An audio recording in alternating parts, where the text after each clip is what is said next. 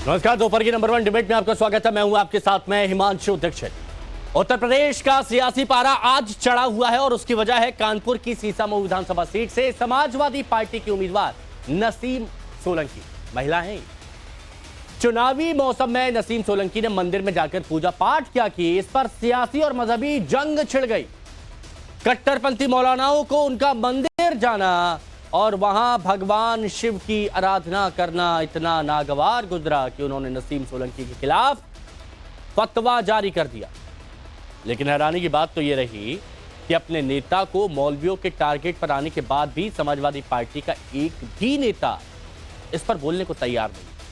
आखिर अखिलेश इस फतवे पर खामोश क्यों हैं, चुप क्यों हैं? और शायद इसकी वजह वोट बैंक है, क्योंकि सीसामऊ सीट एक मुस्लिम बाहुल इलाका है और उनको लगता है कि अगर वो कुछ बयान देंगे तो कहीं उसका असर उपचुनाव पर ना पड़ जाए। हालांकि बीजेपी ने इस मुद्दे को जरूर लपक लिया। अपने मेहमानों से इस मुद्दे पर हम बात करेंगे, लेकिन उससे पहले एक रिपोर्ट आपके लिए देखना बहुत जरूरी है।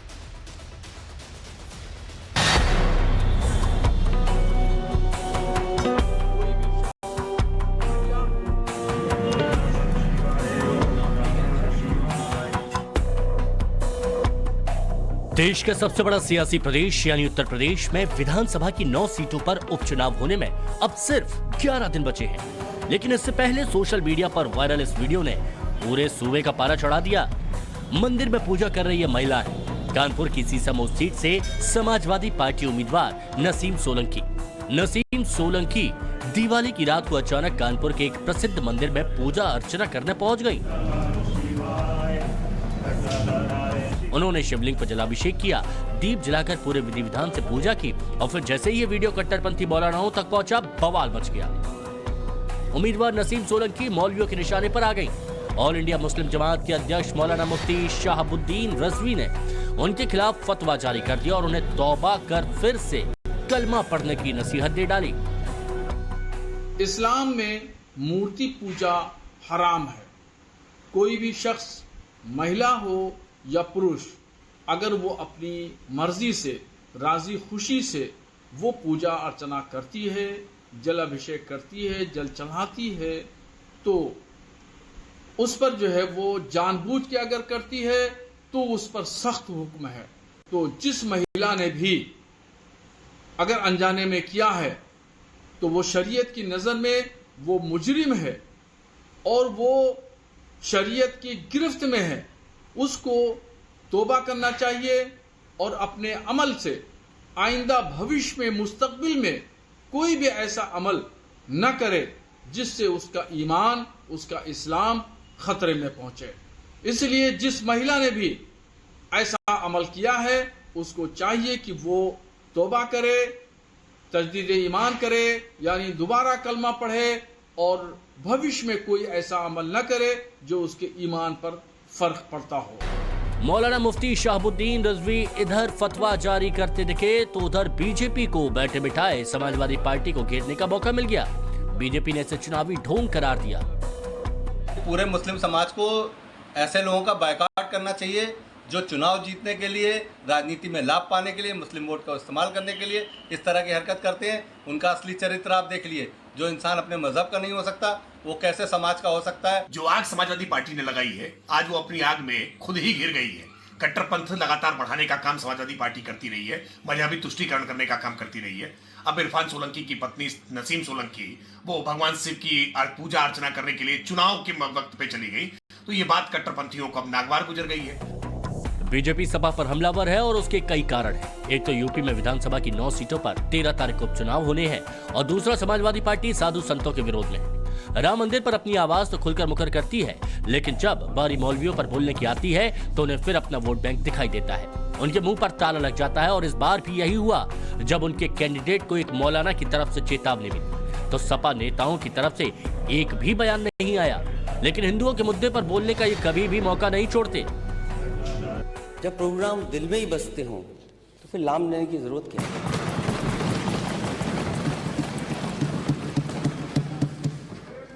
राम पहले भी थे, प्रभु राम आज भी हैं और प्रभु राम हमेशा रहेंगे।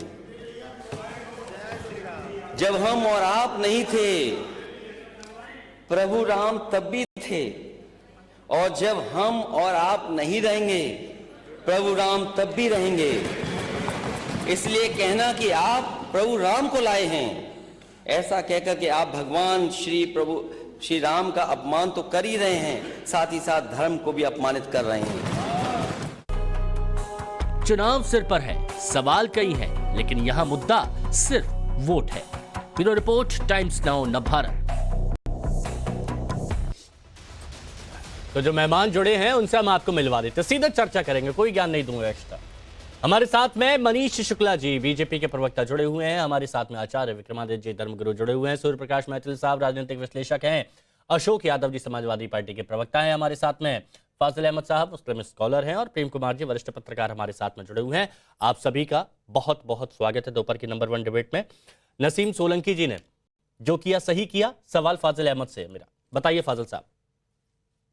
देखिए, जो वीडियो वायरल हो रहा है, ये लोग तो मंदिर में किसी को जाने ही नहीं देते और मुसलमान को वहां तक ले गए, तो ये सब षड्यंत्र का हिस्सा है ना। उनको पता है कि मुस्लिम एरिया है, और शिवाला वहां की मार्केट का नाम है। हाँ। और मंदिर में किसी मुसलमान को तो वहां शिवलिंग तक जाने भी किसी को नहीं जाने देते हैं, सिवाय ब्राह्मण के अलावा कोई वहां तक जा नहीं सकता। तो ये सब तो किस तरह का प्रपंच रचा जा रहा है राजनीति में। कौन लेके गया था उन्हें? मतलब आप ये कह रहे हैं कि बीजेपी वाले उन्हें जबरदस्ती लेके गए थे, ये कह रहे हैं? नहीं, वो हाँ। ये मामला ही पूरा है। अभी इसके और तह तक जब हम लोग जाएंगे तभी समझ में आएगा। नहीं तो अभी इतनी समझ से आपने जो बोला है ना, वो मैं चाहता हूँ कि आप स्पष्ट कर दें। मंदिर के गर्भगृह तक किसी मुसलमान को ये लोग नहीं ले जा सकते। नहीं तो कौन लेकर गया? आपने कहा ना कोई लेकर गया, कौन लेकर गया ये बताइए। एसटी को भी नहीं जाने देते हैं, सिवाय ब्राह्मण के वहां कोई जा ही नहीं सकता। ये कहीं घर में कोई वीडियो प्लान किया गया है। आप पहले तो ये जो बोल रहे हैं बिना ब्राह्मण के कोई जा ही नहीं सकता, ये पहले गलत है। यहाँ पर आप ऐसे मत बोलिए, वहां पर कोई भी जा सकता है, ठीक है। आप किसी भी मंदिर में जाइए, आप शिवलिंग का जब अभिषेक करते हैं, जब पूजा करते हैं, तो कोई भी जा सकता है, समझ।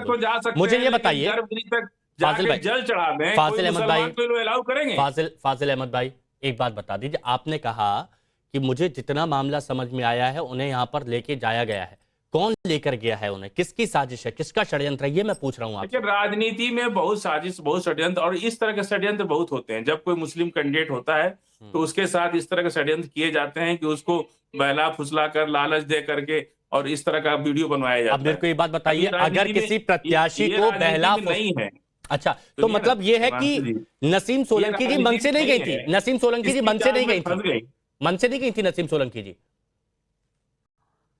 क्या कह रहे हैं? नसीम सोलंकी जी मतलब मन से नहीं गई थी। नहीं, वो ये वीडियो पे ही डाउटफुल है मुझे कि वो गई भी कि नहीं गई, या कौन है उनकी जगह पे, या ये वीडियो बनाना किसी घर में बना लिया गया, या कहां बना लिया गया। मतलब फाजिल अहमद साहब, इतने सारे लोग आपको देख रहे हैं, मुस्लिम स्कॉलर हैं, स्कॉलर वो जो बहुत पढ़ा लिखा, जो बहुत ज्ञानी हो, नहीं करते, और आप ज्ञान की यहाँ पर आपने बत्ती बना दी। आप बताइए ना फाजिल अहमद साहब, प्लीज आप बताइए, ये क्यों नहीं मानते हैं? आप मानते क्यों नहीं? आप अपनी ही बात थोपना चाहते हैं। मुझे तो सब दिख रहा है ना, मैं आपकी तरह ऐसा तो नहीं कि सोने की एक्टिंग करूं। सर, ये किसी गर्भगृह तक, किसी शिवलिंग तक, किसी मुसलमान सिवाय ब्राह्मण के कोई दूसरा जा ही नहीं सकता। फिर आप गलत बात यहाँ पर कर रहे हैं, और अगर गलत बात कर रहे हैं तो मैं आपको यहाँ पर टोकूंगा। अपना अनुभव है, हम उसी के अनुभव पर बोल रहे हैं कि किसी शिवलिंग तक वहां जल अभिषेक करने का। अच्छा, ऐसे मामलों में प्रेम कुमार जी बहुत ही नहीं है, किसी को जाने नहीं देते ये। माफ कीजिएगा फाजिल अहमद साहब, लेकिन बिना सर पैर की बातें आप कर रहे हैं आज, सच में आप बिना सर पैर की बातें कर रहे हैं। आपको बिना सर पैर आपको एक बार ये वीडियो फुल में दिखा दीजिए प्लीज, एक बार ये वीडियो फिल्म में दिखा दीजिए जहां पर पूजा पाठ हो रही है, प्लीज एक बार दिखा दीजिए, एक बार दिखा दीजिए। नहीं, अब ये मंदिर को कह रहे हैं कि कमरे में शिवलिंग लेकर आ गए, मतलब ये कमरे में शिवलिंग लेकर आ गए हैं समाजवादी पार्टी की प्रत्याशी नसीम सोलंकी, कमरे में कैसी बातें कर रहे हैं, बिना सर पैर की बातें करते हो, फिर सवाल पूछे तो कहते हैं कि टारगेट किया जाता है। आप हमको ले चलिए ना जरा किसी शिवलिंग में, आइए आप चलिए मेरे साथ, सुनिए मेरी बात, सुनिए आप अभी कहां पर है, मैं ये कह रहा हूं आप आइए, सुनिए आप आइए, आप मेरे साथ आइए, और अगर सुनिए मैं फिर कह रहा हूं, आप मेरे साथ आइए और आप आइए, आप शिवालय में, वहां पर अगर आप जल अर्पित करना चाहते हैं, पूजा पाठ करना चाहते हैं, साक्षात दंडवत करना चाहते हैं, कोई आपको रोकेगा नहीं। सुनिए यही खूबसूरती हमारी। आप मालिक नहीं है। जब जाना होगा ना तो राष्ट्रपति मंदिर को में नहीं कोई जाने मालिक नहीं होता है। राष्ट्रपति मंदिर को में नहीं सब अंदर श्रद्धालु जाने होते दिए। आप क्या बात कर हैं। रहे हैं? मंदिर में सब श्रद्धालु होते हैं। जाने दिए अंदर। ठीक है प्रेम कुमार जी, बहुत महामहिम राष्ट्रपति जी को नहीं जाने दिया। क्या बात कर रहे आप हैं गलत माननीय जी? बातें करके मुद्दा डाइवर्ट करेंगे तो अरे ठीक है। आज आप बोलने के लिए कुछ है नहीं। राष्ट्रपति जी को नहीं जाने आज दिए। आंखों के सामने सब कुछ है तो आज कुछ बोल नहीं पाएंगे तो कुछ ना कुछ राष्ट्रपति जी को अनर्थ बैठे बोलना प्रेम जी पूछ है ना। लीजिए। प्रेम महामहिम कुमार जी राष्ट्रपति मुखरता महोदय के को नहीं साथ जाने दिए ऐसे मुद्दों को उठाते आए हैं और अपनी बात रखते आए हैं। प्रेम कुमार जी, क्या नसीम सोलंकी ने जो किया वो गलत किया या फिर फतवा जारी करके मौलानाओं ने गलत किया? आपका क्या मानना है?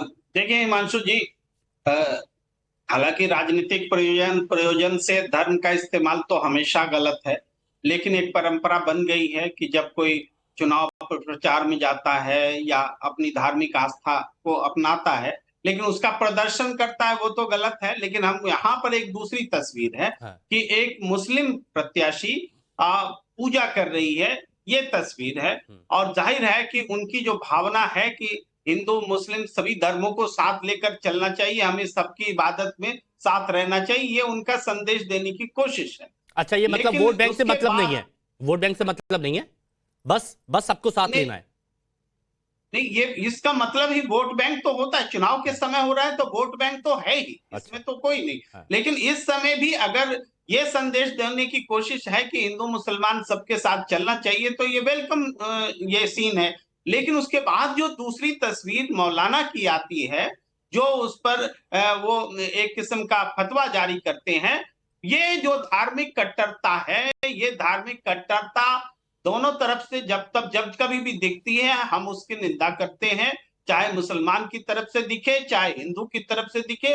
और ये कट्टरता, ये एक नसीमा जी जो कर रही हैं वो एक उदाहरण है, दूसरे लोग भी ऐसा करें और धार्मिक जो समरसता है उसको बनाए रखने की कोशिश जो है, ये मुझे तो कहीं से गलत नहीं लगता है। बल्कि इस ऐसे मौके पर जब कट्टरता आती है तो वो गलत लगता है कि ऐसा ये फतवा है, ऐसा मत करो, वैसा मत करो। यानी प्रेम कुमार जी की बात को समझते हुए नसीम सोलंकी जी को तो ऐसा करना चाहिए कि हर सोमवार को आके पूजा पाठ करनी चाहिए। सिर्फ चुनावों के वक्त ऐसा क्यों दिखाया जाए?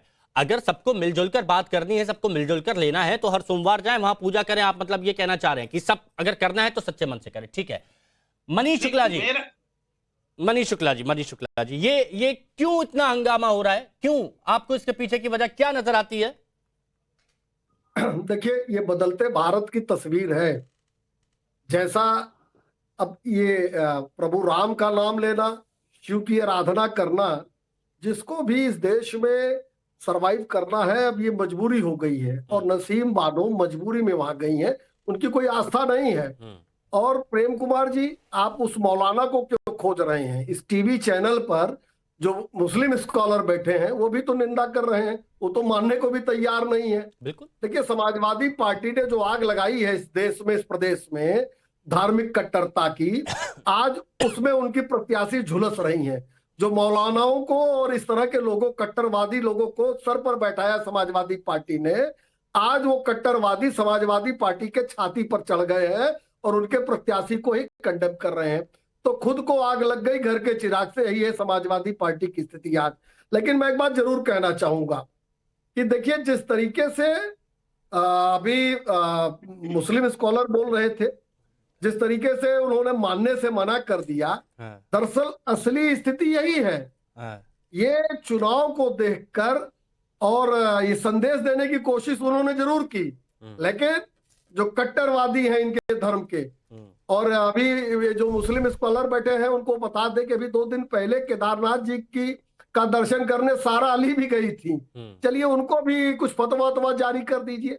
ये जो बेतुके लोग हैं, हर बात पे फतवा लेकर चले आते हैं, और अगर वो 4 पीढ़ी पीछे चले जाएं, 5 पीढ़ी पीछे चले जाएं, तो यही प्रभु राम और शिव की आराधना करते हुए इनके पूर्वज चले गए।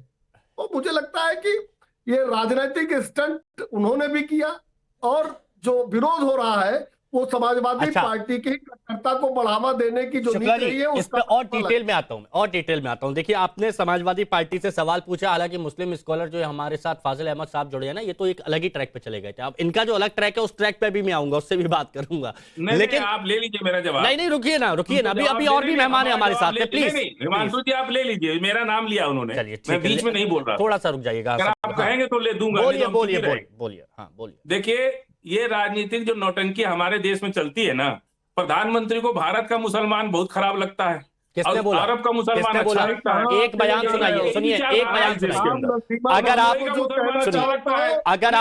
नहीं, मैं इस मंच पर पहन लेते हैं। एक मिनट, प्लीज डाउन करिए। मैं देखिए, मैं इस मंच पर, टाइम्स ऑफ भारत के इस मंच पर दोपहर की जो डिबेट चल रही है 1 बजे की, इसमें अगर कोई गलत बयानबाजी करेगा मैं उसको अलाउ नहीं करूंगा। कहां पर है ऐसा? आप मेरे को बताइए एक जगह जहां प्रधानमंत्री नरेंद्र मोदी ने कहा है कि भारत का मुसलमान खराब है। आप गलत बयानबाजी यहां पर मत करिए। अरे सर, इससे ज्यादा और क्या बोल सकते हैं कि कपड़ों से पहचान लीजिए ये कौन बोल रहे हैं। दाढ़ी टोपी वाला, हिंदू को दाढ़ी टोपी नहीं होती है, दाढ़ी हिंदू के पास नहीं होती है। ठीक है, आप देखिए, अब आप इधर उधर आउट ऑफ आप डिटेल कर रहे हैं। अच्छा, एक मिनट, चलिए वापस आइए, हटाइए, मैं आता हूं आप दोनों के पास। शुक्ला जी थोड़ा सा और रुकिएगा, क्योंकि समाजवादी पार्टी का मुद्दा है। आपने समाजवादी पार्टी से पूछा कि यहां पर क्यों चुप हैं अखिलेश यादव, समाजवादी पार्टी की लगाई हुई आग उनको घेर रही है। तो जरा बताइए अशोक यादव जी, इस पर समाजवादी पार्टी का आपका ऑफिशियल क्या रिएक्शन है, क्या जवाब है, स्टैंड क्या है? देखिए हिमांशु जी, भारतीय जनता पार्टी जो नफरत की राजनीति करती है, भाई से भाई को लड़ाने का, धर्म से धर्म को लड़ाने का, जाति से जाति को लड़ाने का, ये उसी राजनीति का एक जवाब है। जिस तरह से हमारे राष्ट्रीय अध्यक्ष जी ने कहा कि जुड़ेंगे तो जीतेंगे, तो हम लोग जोड़ने का काम करते हैं, भाजपा आप समझ नहीं पाए। अशोक यादव जी, विनम्रता के साथ एक बार फिर से मैं अपना सवाल दोहरा देता हूं कि नसीम सोलंकी को लेकर जो रजवी जो बरेलवी साहब है, उन्होंने जो फतवा जारी किया है, इस पर आपका क्या स्टैंड है? क्या सही किया, गलत किया फतवा जारी करके? देखिए, उन्होंने क्या फतवा जारी किया इसके ऊपर मुझे कुछ नहीं कहना है, लेकिन जो बात मुझे कहना है, नहीं कहना, बात यही, आपकी प्रत्याशी है सर, आपकी प्रत्याशी है, आपकी प्रत्याशी के साथ में खड़े रहिए, आप तो प्रवक्ता है। हिमांशु जी, हिम्मत नहीं है, हमारी प्रत्याशी है और हम अपने प्रत्याशी के साथ खड़े हैं, इसीलिए हम अपने प्रत्याशी को कह रहे हैं कि हमारी प्रत्याशी ने जिस तरह से हमारे पार्टी का जो ऑब्जेक्टिव है, जुड़ेंगे तो जीतेंगे, तो हमारे लोग सब धर्मों का सम्मान करते हैं और सभी धर्मों के, फिर उन पर फतवा जारी कर दे। आप जोड़ने की बात कर रहे हैं ना अशोक यादव जी, फिर जिस शख्स ने उन पर फतवा जारी किया है वो तोड़ने की बात कर रहे हैं क्या? और अगर तोड़ने की बात कर रहे हैं तो आप उस वोट बैंक के पीछे इतना क्यों पागल हैं कि आप उसको बुरा भी नहीं कह पा रहे, गलत को गलत भी नहीं कह पा रहे, क्यों? हिमांशु जी, देखिए, जो बात मेरे पार्टी से संबंधित है, जो बात मेरे प्रत्याशी से संबंधित है, मैं उसी पे जवाब दूंगा। आप दुनिया भर की इधर उधर की सबकी बातों को लेकर के हमसे जवाब पूछेंगे तो हम उस पे नहीं जवाब दे सकते। आपकी प्रत्याशी ने सही किया ना मंदिर जाके, आप इसका तो विरोध नहीं कर रहे ना? देखिए, हमारे प्रत्याशी, मैंने यही कहा ना कि हमारे प्रत्याशी ने जो हमारा जो ऑब्जेक्टिव है, जुड़ेंगे तो जीतेंगे, उसी ऑब्जेक्टिव को फुलफिल करते हुए जो हमारा एजेंडा है, सब धर्मों को साथ लेकर के चलना और सभी धर्मों को सम्मान देना, हिमांशु जी, वो उसी के तहत हमारे प्रत्याशी जो है गए वहां पे। तो इसमें भाजपा के, मैं एक सवाल आपसे पूछूंगा अशोक यादव जी, एक सवाल आपसे पूछूंगा और मैं चाहूंगा कि बेबाकी के साथ इसका जवाब दें। सीसामऊ विधानसभा सीट जहां से ये प्रत्याशी है, वो मुस्लिम बाहुल इलाका है, वो रूठ जाएगा, नाराज हो जाएगा क्या, इसीलिए आप कुछ नहीं बोल पा रहे? बस ये बता दीजिए। देखिए हिमांशु जी, रूठने नाराज होने की बात ही यहाँ पे नहीं है। बात यह है कि अगर फतवा जारी करना ठीक था, सुन लीजिए हिमांशु जी, मेरी बात सुनिए, कोई भी व्यक्ति, कोई भी प्रत्याशी अगर सभी धर्मों को सम्मान दे रहा है, अरे मैं प्रत्याशी का पूछ ही नहीं रहा हूं, मैं फतवे की बात कर रहा हूं, आप उसका जवाब नहीं दे रहे, बताइए। तो वही बात कर रहा हूं हिमांशु जी कि अगर कोई भी व्यक्ति सभी धर्मों को सम्मान दे रहा है तो इसमें तो अच्छी बात है ना, सबको जोड़ने की बात हो रही है यहाँ पे। ठीक है, लेकिन अगर कोई उनको रोक रहा है, उनको गलत कह रहा है, तो आप बोलिए ना कि वो गलत है। आपकी नजर में नसीम ठीक है तो सामने वाला गलत है, बोलिए आप। देखिए, हमने अपने प्रत्याशी को कहा, हमारे प्रत्याशी ने सभी धर्मों को सम्मान करते हुए वहां पे गई, तो अशोक यादव जी, अच्छी बात है, अशोक यादव जी कि हम लोग जोड़ रहे हैं। अशोक यादव जी, आज आप नहीं सुनना चाह रहे जो मैं आपको बोलना चाह रहा हूं, आप समझना नहीं चाह रहे। हम सब समझ रहे हैं नहीं भाई, तो देखिए, फिर मजबूरी आप बोल नहीं पा रहे व्यक्ति। देखिए ये अखिलेश यादव जी ने बोल रखा है कि नहीं बिल्कुल मत बोलिएगा, वोट बैंक रूठ जाएगा। हिमांशु जी बात समझिए, आप जिसकी बात आप कर रहे हो हमारे पार्टी से नहीं न है, जिसकी बात आप पूछ रहे हो हमारे पार्टी से नहीं न है, हमारे पार्टी के प्रत्याशी है। आप हमारे पार्टी के प्रत्याशी के बारे में पूछिए, हमारी पार्टी की नीतियों के बारे में पूछिए, हमारे जो एजेंडा उसके बारे में पूछिए, हम आपको बताएंगे। अब दुनिया जहान सबके बारे में हम क्यों बयान देते चले? अच्छा एक मिनट, आप बताइए। कितनी सुंदर बात करी, कितनी अच्छी बात करी आपने, लेकिन मेरे को एक बात बताइए, आचार्य विक्रमादित्य जी, जब इनकी पार्टी का कोई नहीं होता है, चाहे वो हिंदू विचारक हो, कोई साधु संत हो, इनकी पार्टी का नहीं है, अगर उसकी तरफ से कोई बयान आ जाए तो अखिलेश यादव जी की तरफ से बाण पे बाण छोड़ दिए जाते हैं, तंज मार दिए जाते हैं। तब ऐसा क्यों होता है? राजनीतिक विडंबना है। निश्चित तौर पर आज वो एक मुझे कहावत याद आ रही है कि सांप के मुंह में शत्रुघ्न, ना निगला जाए ना उगला जाए, ये स्थिति वास्तविक तौर पर उसी प्रकार की सामने उपस्थित हो गई है। यहाँ बैठे बैठे एक से एक विचित्र व्यक्ति आज की तारीख में जो बकूल जलूल बयान दे रहे थे, वजीर साहब बैठे हैं, पता नहीं कहां से कौन सी चीज सामने क्या क्या तथ्य उपस्थित कर दिए। इनकी विडंबना विचित्र ये है कि स्वांग इस प्रकार का रचा है, मंदिर में तो कोई मना नहीं, भगवान शंकर के यहाँ तो बीच में नहीं बोलेंगे, स्वीकार्य है, जाकर कोई भी जाकर प्रार्थना कर सकता है, कोई निषेध नहीं। क्या सांप, क्या बिच्छू, क्या राक्षस, क्या निशाचर, क्या कोई भी योनि का हो, भगवान के समर्पण जाए बिल्कुल बढ़िया, लेकिन श्रद्धा से जाए ना। लेकिन समस्या क्या है कि मुझे इनकी पार्टी के नेता बड़े विचित्र फंस गए। राम मंदिर गए नहीं आज तक, राम मंदिर आज तक गए नहीं, और आज जो स्थिति यहाँ मचा दी है कि वास्तविक तौर पर वही स्थिति है। अच्छा इनसे एक बात पूछेगा समाजवादियों से कि इसमें वास्तविक जाहिल कौन है? इनके नेताजी जाहिल है या वो जो रिजवी साहब है वो जाहिल है? एक सीधा प्रश्न मैं पूछ रहा हूँ। नहीं ऐसे शब्द तो देखिए ना मैं इस्तेमाल करता हूँ ना मैं कहता हूँ कि आप कहीं पर ऐसे शब्दों का इस्तेमाल करें। आप ठीक है पूछ लीजिए, वो जवाब नहीं दे रहे ना। आप ये कह सकते हैं कि गलत कौन है, गलत कौन है, गलत कौन है? एक बात, अच्छा आप उसको कह दीजिए गलत कौन है, पूछ लीजिए। नहीं बता रहे ना, वो नहीं बोल रहे ना, उन्होंने बोला गलत कौन है ये नहीं पता, लेकिन हमारा प्रत्याशी सही है ये हमें पता है।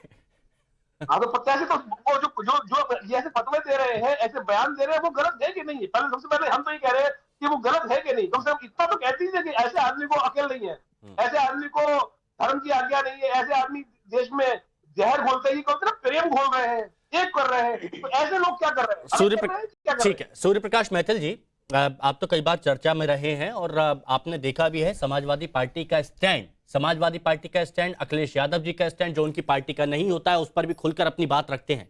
लेकिन क्या मजबूरी है कि आज उनके प्रवक्ता कुछ नहीं बोल पा रहे? उन्होंने कहा जो हमारी पार्टी का नहीं है उसके बारे में हम कुछ नहीं बोलेंगे, हम बिल्कुल खामोश हैं।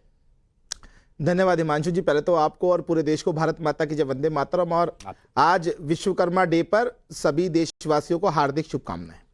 अब देखिए आज मैं देख के बड़ा ही हैरान हूं किस मजबूरी के संग इधर कुआं और उधर खाई, ये जो कहावत है ना आज अशोक यादव और पूरी समाजवादी पार्टी पर सटीक बैठ रही है। आप देखिए कितनी मजबूर है समाजवादी पार्टी के प्रवक्ता कि वो उस मौलाना को कुछ कह भी नहीं सकते और अपने प्रत्याशी का वो समर्थन करने में मजबूर है। ये नहीं कह सकते कि नहीं हमारी प्रत्याशी ने सही किया और ये मानसिक रूप से विक्षिप्त है वो मौलाना जो कि भारत के संविधान में विश्वास नहीं करता, गंगा जमनी तहजीब में विश्वास नहीं करता और हमारी प्रत्याशी ने सही करा। एक शब्द नहीं बोलेंगे। ये डर है इनका, ये इनका चेहरा है। ये आज सत्ता में नहीं है तो देखिए कितना कांपते हैं इन लोगों से, और जब सत्ता में होते तो सोचिए किस प्रकार से ये इनको समर्थन करते थे। एक और बात, ये फजील अहमद जी भी बहुत सारी बातें कर रहे थे कि देखो जी अंदर तक नहीं जाने देते, हाँ देखो ब्राह्मण को जाने देते हैं, सिर्फ SC ST और दलित को नहीं जाने देते।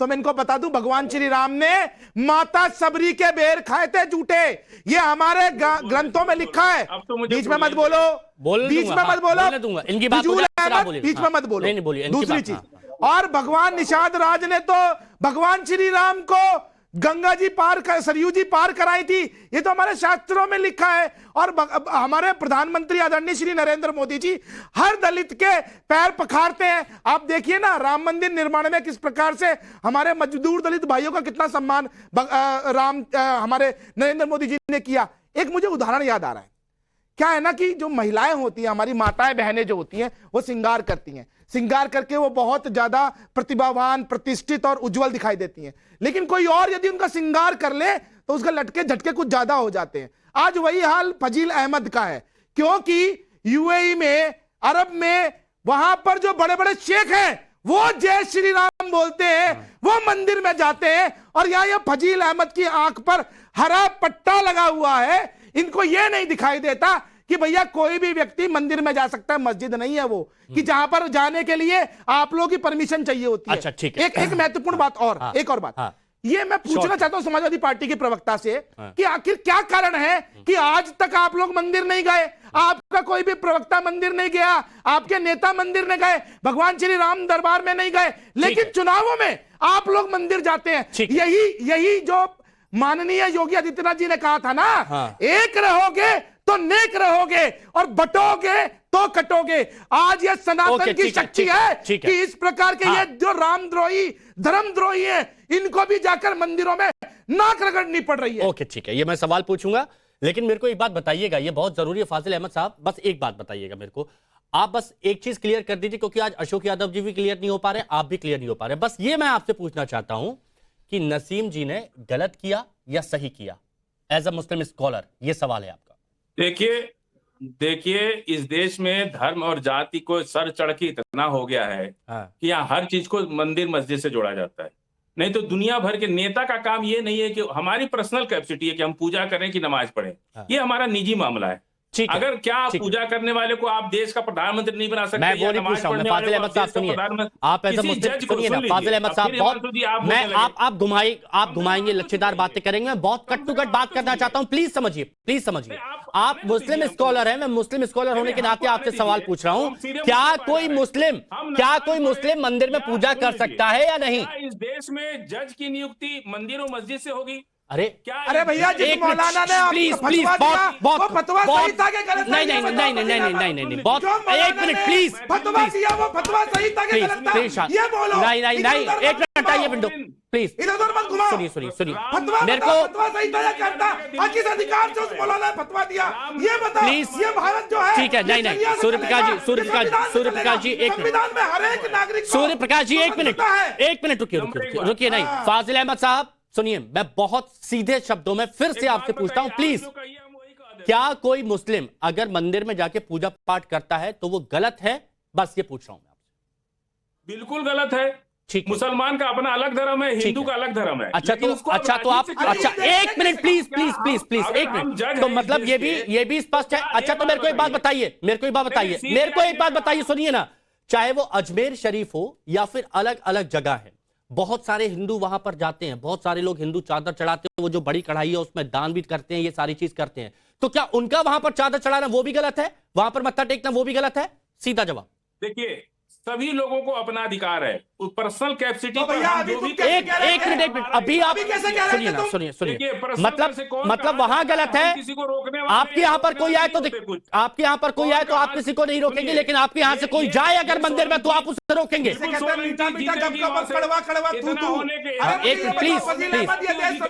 Please Suryaprakash ji cut to cut बात चल रही, प्लीज एक मिनट। हाँ, तो यहाँ पर आप अपने हिसाब से चुन रहे हैं।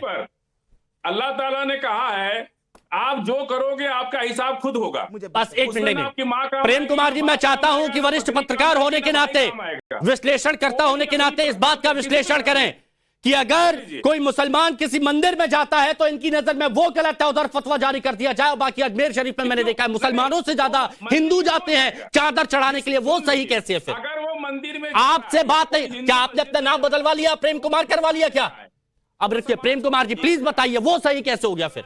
देखिए हिमांशु जी, जिस कट्टरता को आप पकड़ने का, दिखाने का प्रयास कर रहे हैं वो दिख रहा है, वो कट्टरता है और वो कट्टरता निंदनीय भी है।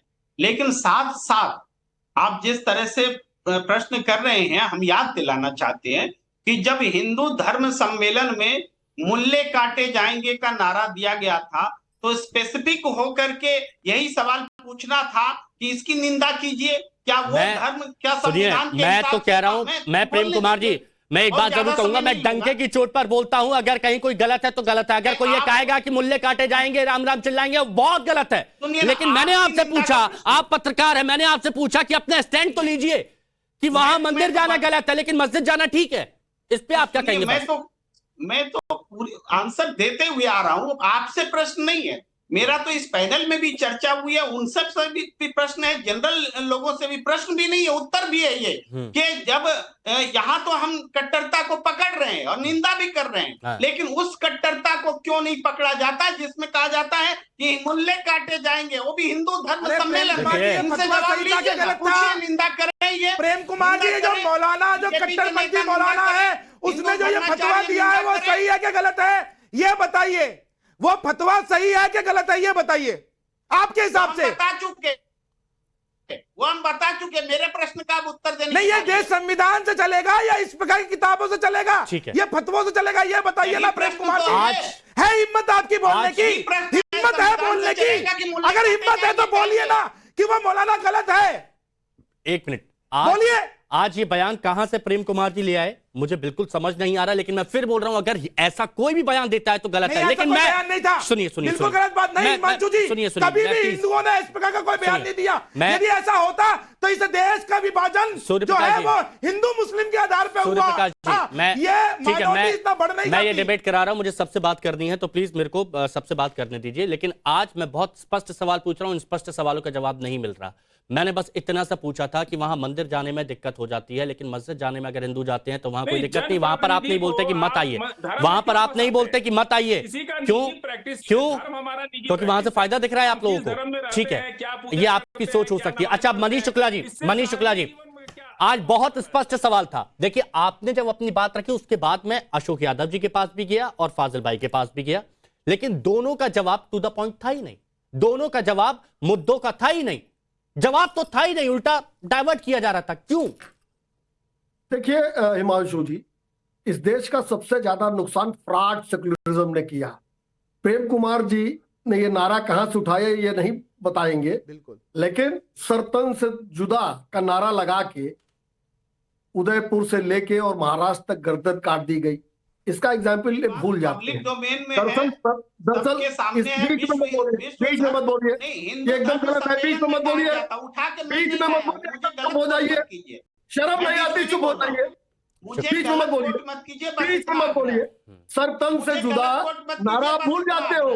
नारे तकबीर, अल्लाह अकबर का नारा लगा के कितने लोगों की हत्याएं हो गई, ये नारा भूल जाते हो आप। शर्म नहीं आती प्रेम कुमार जी आपको? बोलिए ना प्रेम कुमार जी, अच्छा प्रेम कुमार जी, बीच में मत बोलिए। प्रेम कुमार जी सुनिए ना, आपने प्रेम कुमार जी सुनिए ना, आपकी बात विदाउट इंटरप्शन सबने सुनी, लेकिन प्लीज एक बार शुक्ला जी को सुन लीजिए ना। उन्होंने बस इतना ही तो कहा, उन्होंने इतना ही तो कहा कि जब सर तन से जुदा वाली बात होती है उसका आपने जिक्र नहीं किया। कट्टरता आप कह रहे हैं कि हिंदुओं की तरफ से पहले बयान दिया, दोनों देखिए कट्टरता ये, तो आप दोनों को बराबर रखिए, आप पलड़ा ऊपर नीचे ऐसे मत करिए, ऐसे मत करिए ना, आप रखिए कि दोनों तरफ है, मैं मानूंगा। मुझे कंप्लीट करना। Shukla ji please continue, please Prem Kumar ji थोड़ा सा रुकिए, प्लीज प्लीज। ये प्रेम कुमार जैसे लोग ये रजवी से ज्यादा खतरनाक हैं, जो एक पक्षी नैरेटिव चलाने का प्रयास करते हो। ये 80 साल खुद चला देश में, और अब 10 साल में न बटेंगे न कटेंगे।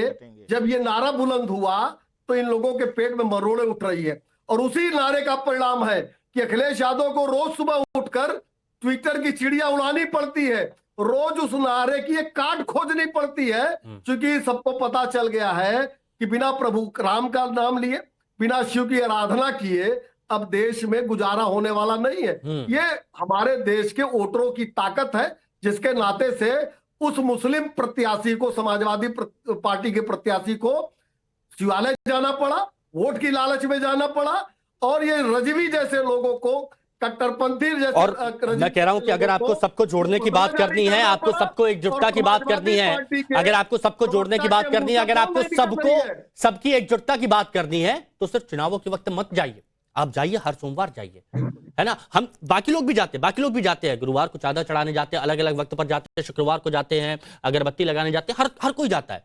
अब एक बहुत सीधा सिंपल सवाल फिर से मैं आता हूं अशोक यादव जी के पास, क्योंकि अशोक यादव जी ये जानना चाहती है, सीसामऊ विधानसभा सीट की जनता भी जानना चाहती है, मुस्लिम बहुल इलाका है, इसलिए कट टू कट फिर से पूछ रहा हूं। यह बोल दिया गया है मौलाना रजवी बरेलवी की तरफ से कि तौबा करें और फिर से कलमा पढ़ें, तभी माफ किया जाएगा, वरना माफ नहीं किया जाएगा। अब अगर एक मौलाना इस तरह का फतवा जारी करता है तो उसका असर मुस्लिम आबादी में भी पड़ता है, उस सीट पर भी पड़ता है। तो अब तो अपना स्टैंड बता दीजिए या फिर आपने नसीम जी से पूछा होगा कि तौबा करेंगी, कलमा पढ़ेंगी या नहीं, अपने स्टैंड पर हैं वो? देखिए हिमांशु जी, हमारे धर्म, हमारे समाज में, हमारे देश में सर्वधर्म समभाव की बात होती है। हम लोग हाजी अली भी जाते हैं, अभी आपने कहा अजमेर शरीफ भी जाते हैं। बिल्कुल, मैं गया हूं, हर धर्म के व्यक्ति को बिल्कुल बिल्कुल, तो इसमें कहीं कोई बुराई नहीं है हिमांशु भाई। लेकिन अब कौन व्यक्ति इसको किस परसेप्शन में क्या कर रहा है, ये तो उसकी बात है ना, आप उससे पूछिए बुला। मुझे कोई व्यक्ति से मतलब नहीं है। सुनिए ना, मैं क्या कह रहा हूँ अशोक यादव जी, मैं बहुत सम्मान के साथ आपसे पूछ रहा हूं, मुझे कौन व्यक्ति से मतलब नहीं है। आपकी प्रत्याशी है, वहां की जनता में मुस्लिम भी है, वहां की जनता में हिंदू भी है, सभी लोग हैं। तो स्टैंड क्या है? क्या वापस माफी मांगेगी या फिर वो अपने स्टैंड पर है कि मुझे सबको लेकर चलना है, और सबको लेकर चलना है तो उनका मंदिर जाना गलत नहीं है? और समाजवादी पार्टी का स्टैंड क्या है, ये बताइए बस। देखिए हम लोग हिमांशु जी समाजवादी पार्टी का स्टैंड जो मैंने बताया कि सबको साथ में लेके चलना है। हम लोग सभी धर्मों का सम्मान करते हैं। वो माफी नहीं मांगेंगी, क्लियर सी बात। हमको सभी धर्मों का सम्मान, माफी नहीं मांगेंगी, तौबा नहीं बोलेंगी। हिमांशु जी बात समझिए आप। अरे मैं आपकी बात समझ रहा हूँ। अब आप वोट बैंक के चक्कर में ऐसा सीधे बोलिए ना, वो तौबा नहीं बोलेगी, माफी नहीं मांगेगी, कलमा नहीं पढ़ेंगी। अब सबको जोड़ना है तो हमारे नहीं हिमांशु जी ये बताइए, मैं आपसे पूछ रहा हूँ हिमांशु जी आप सुनिए, आप हाजी अली जाते हैं, दरगाह पे जाते हैं, अजमेर शरीफ जाते हैं, तो क्या वहां पे आप कलमा पढ़ के जाते हैं? अरे कैसी बातें आपने कर दी। मुझसे तो कोई नहीं कहता, मुझसे तो कोई नहीं कहता कि दोबारा आओ, ये पढ़ो, उसके बाद ही आपको वो किया जाएगा। नहीं, आप समझिए। और ना ही मैं कोई नेता हूँ, ना ही मैं कोई नेता हूँ जो चुनावों के वक्त पर जाऊं, ना ही मैं कोई नेता हूं जो चुनावों के वक्त पर जाऊं। मैं नेता नहीं हूं, मेरा स्टैंड क्लियर है, मेरा स्टैंड क्लियर है, मेरा स्टैंड क्लियर है। आप बता नहीं रहे हैं। एक मिनट आचार्य जी, आचार्य विक्रमादित्य जी, इसके बाद में आता हूं मैं आपके पास। आचार्य विक्रमादित्य जी, फिर से नहीं बताया कि नसीम सोलंकी तौबा करेंगी, कलमा पढ़ेंगी कि नहीं पढ़ेंगी, समाजवादी पार्टी का स्टैंड क्या है। अगर एकजुटता वाली बात है तो सही किया उन्होंने, लेकिन कुछ बोलना नहीं है। भाई क्यों, बोलिए ना। बोलेंगे क्या? एक तरफ कुआं एक तरफ भाई, जैसा हमारे अभी बोला गया था यहाँ पर, यही स्थिति है। बोल ही नहीं सकते हैं, क्योंकि इधर बोलेंगे तो मरेंगे, उधर बोलेंगे तो मरेंगे। साफ साफ केवल बता दो गलत कौन है, इतना सा सीधा प्रश्न है, गलत कौन है। साथ किसके खड़े हो, रिजवी साहब के साथ खड़े हो या आप अपनी एमएलए के प्रत्याशी के साथ खड़े हो? ये दोनों में से बता दो। इतनी सी बात मैं कह रहा हूँ, पूरा देश जानना चाहता है इसको। और मैं इसीलिए, मैं फिर बोल रहा हूं, मैं इसीलिए ये बात कर रहा हूं, क्योंकि मैंने अखिलेश यादव जी को देखा है कि वो हर मुद्दे पर बोलते हैं, खुलकर बोलते हैं, और तंज मारते हुए बोलते हैं, कटाक्ष मारते हुए बोलते हैं। और आज अगर वो चुप्पी साधे बैठे हैं तो ये सवाल खड़े करता है कि जो बात होती है कि मुस्लिम वोट बैंक की तरफ झुकाव है, तो है झुकाव, उसे छुपा क्यों रहे हैं फिर आप? शुक्ला जी प्लीज थोड़ा सा। हाँ देखिए हिमांशु जी, मैं 5 सेकंड में अपनी बात को कंप्लीट करूंगा। ठीक है। यद्यपि आपने वो सवाल मुझसे पहले पूछ लिया, लेकिन मैं जो ट्रैक रिकॉर्ड है समाजवादी पार्टी और इस तरह के प्रत्याशियों का, 13 तारीख को शाम 6 बजे के बाद देखिएगा, नसीम बानो माफी मांग लेंगी, घुटने टेक देंगी। नसीम बानो नहीं, अखिलेश यादव को आवश्यकता पड़ेगी तो वो भी घुटने टेक देंगे। इन लोगों की हिम्मत नहीं है मुस्लिम कट्टरपंथियों के खिलाफ बोल सके, इसकी इतनी हिम्मत नहीं है। अशोक यादव तो प्रवक्ता है। अच्छा, तो आप मानते हैं कि मुस्लिम वोट बैंक डैमेज होगा, वहां बीजेपी जीतेगी? बोल के अपने प्रत्याशी के साथ खड़े हो जाए कि जाल लीजिए, का ट्रैक रिकॉर्ड यही कहता है। अच्छा, उस सीट पर वैसे सबसे ज्यादा मुस्लिम आबादी है, उसके बाद ब्राह्मण आबादी है, तो शायद ऐसा होगा। हाँ बताइए। देखिए मैं तो इतना कहना चाहता हूं, आप समझिए, यहां पर नसीम बानो शिवालय गई, यदि उस शिवालय के किसी पंडित ने, किसी भी पुजारी ने कोई शब्द बोल दिया होता, तो यहां पर ये जो लाल पटका डाल के बैठे हुए हैं ये, और ये दूसरे और तीसरे, ये तीनों उल्टे लटक गए होते कि देखिए गंगा जमनी तहजीब को इन्होंने डैमेज कर दिया, देखिए इस देश के अंदर लोकतंत्र नहीं रह गया, सद्भाव नहीं रह गया। लेकिन आज मुंह में दही जमा हुआ है। क्या अभी बोल रहे थे कि वो बीजेपी के लोग विरोध कर रहे हैं, ये जो आपका समाजवादी पार्टी का प्रवक्ता है, तो क्या वो मौलाना जो है वो बीजेपी का एजेंट है? तो बोलिए ना कि वो मौलाना बीजेपी का एजेंट है, बोलिए ना कि वो मौलाना जो है बीजेपी की बी टीम है, उसने गलत फतवा दिया है। क्यों नहीं बोल सकते? है हिम्मत। मतलब हिंदुओं को गरियाने की ताकत है आप में, हिंदुओं को आप अपनी जूती की नोक पे रखते हैं। आपके अब्बू आजमी वहां मुंबई में खड़े होकर चिल्लाते हैं हिंदुओं की मां ने दूध, हिंदुओं की मां के दूध को ललकारना शुरू कर देते हैं, लेकिन यहाँ पर आप उस मौलाना के मुंह से निकले हुए शब्दों को कंडेम नहीं कर सकते।